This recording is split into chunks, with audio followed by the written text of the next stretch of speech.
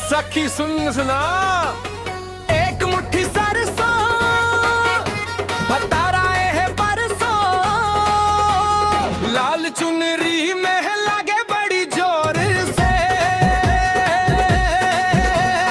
एक मुट्ठी सरसों बता रहा है परसों नाचे पूरा टोला डीजे के शोर से।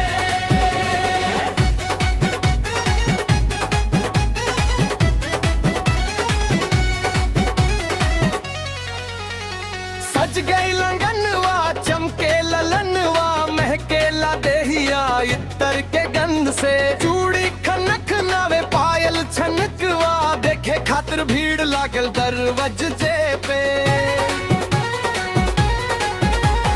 मम्मी कहे धीरे पापा कहे सीरे सखी सब हंसे छुप छुप के कोने से हतार जब आई नजरिया लड़ाई दिलवा धड़केला बड़े जोर से।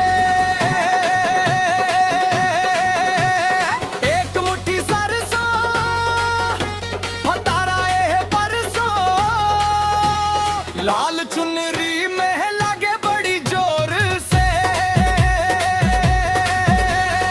एक मुट्ठी सरसों हतारा है परसों नाचे पूरा टोला डीजे के शोर से।